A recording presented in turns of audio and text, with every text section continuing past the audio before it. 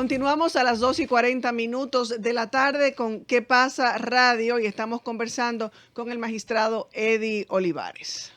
Magistrado, tengo entendido que los estatutos del PRM le prohíbe presentarse a una reelección al presidente Luis Abinader, ser candidato por el PRM, digámoslo así, porque a él no le queda impedida la reelección, pero que la Constitución se lo permite. Ahora, hay una prohibición para ser candidato del PRM según los estatutos internos de ese partido.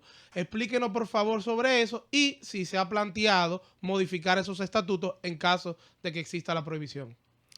Bueno, los estatutos del PRM son los mismos que regían al Partido Revolucionario Dominicano. Recuerden que el partido es la consecuencia de la decisión de sus principales líderes, entre ellos el presidente Hipólito Mejía, el presidente Luis Abinader, que decidieron ante la situación que sobra recordar que vivió en ese momento el partido, formar un partido nuevo. Y entonces les cambiaron la sigla, Se dividieron. la D, y en lugar de la D, lo modernizaron. se cambió a la M. Entonces es un cambio de una sigla, pero es el partido original, el PRM actual.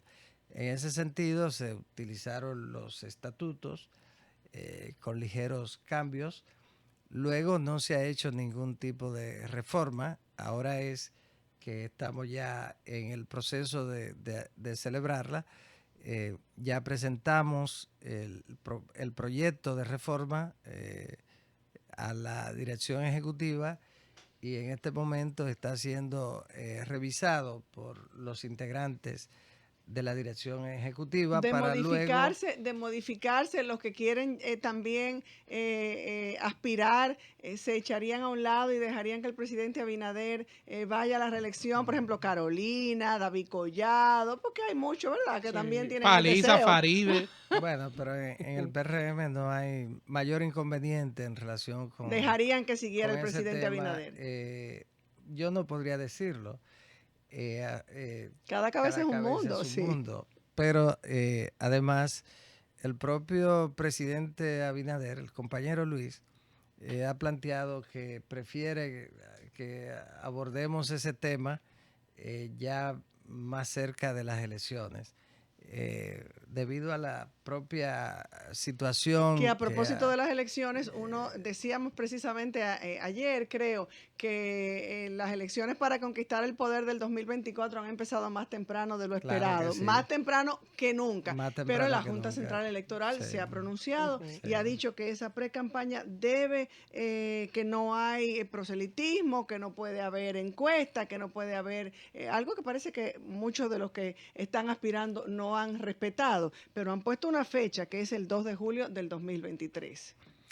Bueno, lo que pasa es que la ley 3318 de partidos, agrupaciones y movimientos políticos establece que las primarias internas, el proceso de pre-campaña de los partidos políticos se inicia la primera semana del mes de julio del año anterior al electoral.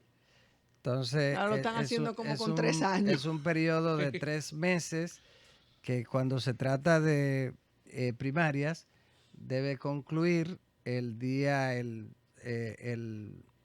segundo domingo del mes de octubre y en otro tipo de modalidades de elecciones el último domingo del mes de octubre. A partir de ahí entonces la Junta Central Electoral hace la proclama para el inicio de la campaña electoral. Pero el de la pre-campaña es de 3 meses. Cuando el Partido de la Liberación Dominicana anunció la apertura de la pre-campaña, que no estaba muerto, sino de parranda. Sí, ajá, así es. Estuvo buena. Sí. En ese momento, ese partido violó la ley. Violó tanto la ley. Que dice Danilo Medina que es un trabajo a nivel interno de su partido y que eso no es campaña y que eso no es pre-campaña. Bueno, a nivel interno sí. Si hubiese sido así, claro.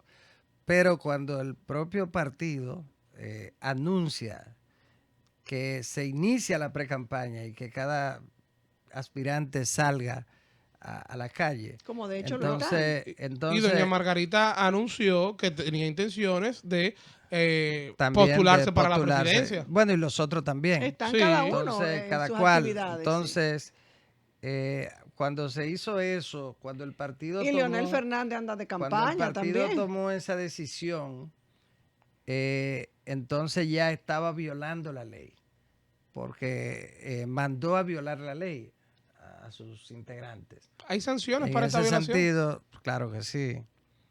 Entonces, de ahí a que tengan un reglamento a que se apliquen es otra cosa. Sí. Bueno, o que haya voluntad de aplicarlo, es otra cosa. Entonces, por eso era que teníamos que tener gente como usted en la Junta Central Electoral. Gracias. Definitivamente. La verdad es que muchas de las actividades que se han hecho han sido violatorias de la ley. ¿Cuál es la consecuencia principal, la sanción principal, la penalidad principal a la violación de la ley en lo que tiene que ver con la celebración de pre-campaña a destiempo?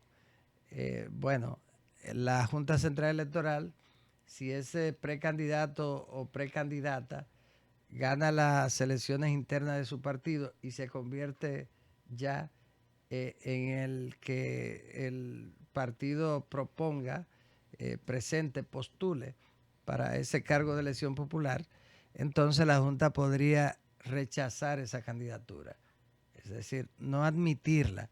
Esa es una sanción a la que podrían enfrentarse los violadores de la ley en lo que tiene que ver con la campaña. Ahora bien, los partidos políticos tienen el derecho de realizar sus actividades internas, a lo interno, al interior de su partido. Pueden haber personas con sus aspiraciones. Lo que no pueden hacer es celebrar actos públicos de campaña, como mítines, caravanas, caminatas, ir a la televisión, la radio, a cualquier medio, a anunciar que promover es candidato, de alguna manera, sí. ni decir que es candidato tampoco puede hacerlo, porque ya ahí lo viola. Si viene aquí al programa alguien y dice, yo soy voy a ser el candidato, yo soy precandidato, está violando. Eso es una violación. La ley. Y a propósito de esa ley de esa ley de partidos que fue tan postergada y tan reclamada y tan necesaria, y hablando de los partidos políticos en sí y de la práctica, tenemos que hablar necesariamente del financiamiento de los partidos y del financiamiento de las campañas, porque históricamente y en el pasado siempre se ha visto que los empresarios de alguna manera pues financian las actividades de campaña porque es una forma de tener luego ciertas cuotas o incidencias, como le querramos llamar. Pero ahora lo verdaderamente preocupante es el dinero sucio, el dinero del narcotráfico, de actividades ilícitas que ha entrado a la política, que es parte de las campañas políticas y sabemos cuál es el fin. Luego poder tener esas cuotas y poder manejar incluso llegar en algunos casos hasta el propio Congreso de la República. Sí. Bueno, el tema del financiamiento público y privado, en este caso el privado, debe estar establecido en el reglamento. Ha sido uno de los principales desafíos de la democracia, porque la democracia, a partir de que la televisión se convirtió en un mecanismo indispensable para realizar las campañas, sobre todo de grandes candidaturas, a nivel presidencial, alcaldes de grandes ciudades.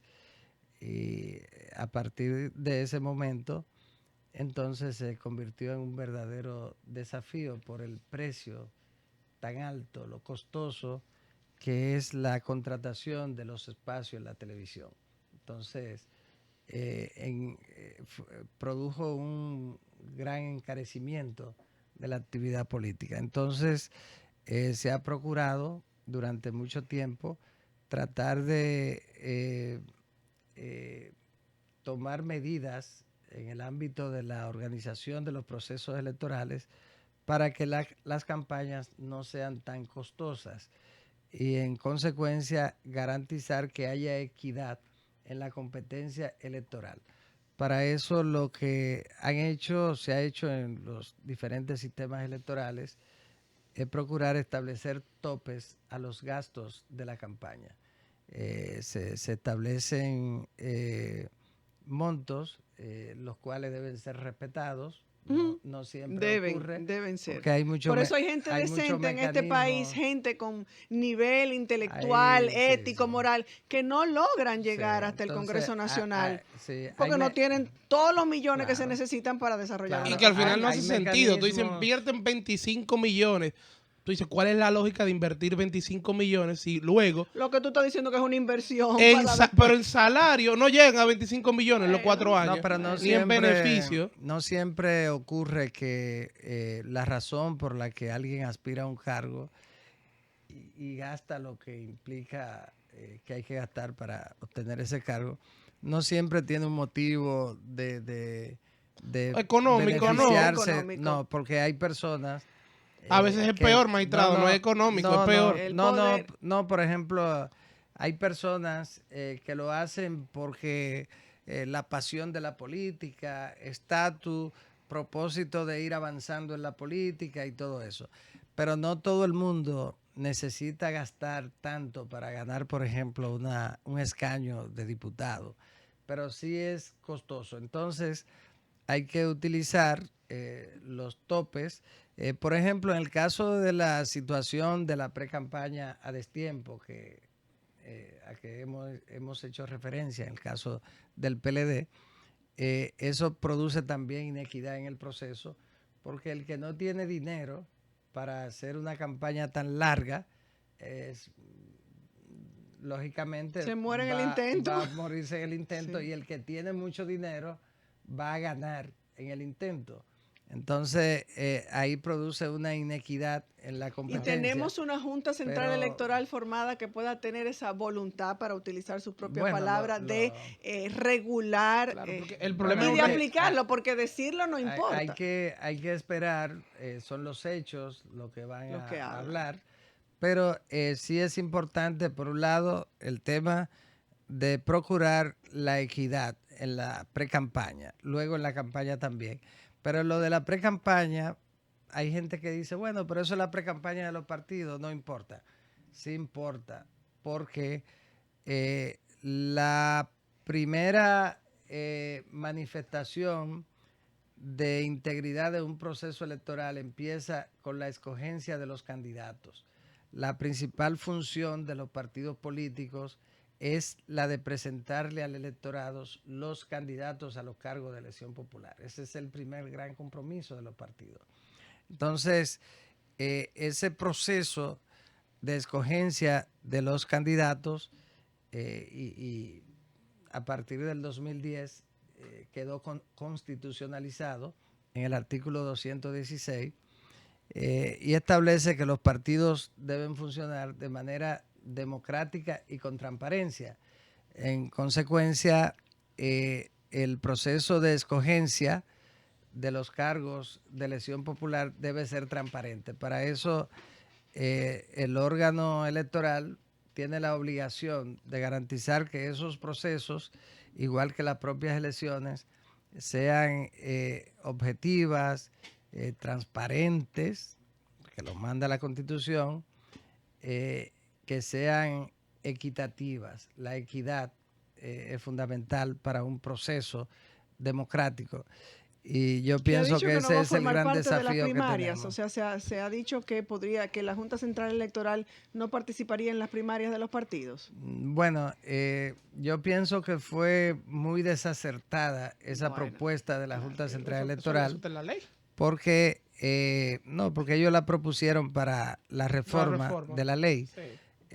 Lo primero es que no es una función de la Junta. La Junta no es la indicada para hacer esa propuesta porque lo que reflejaría es que están rehuyendo una responsabilidad legal y constitucional que tienen, porque la Junta es un cuasi poder, es un poder electoral y esa es una de sus principales obligaciones y en consecuencia debe ser la organizadora de las primarias y la reguladora y de los demás tipos de modalidades de elección popular. De modo que renunciar a eso es un error gravísimo, o proponerlo, que es una propuesta.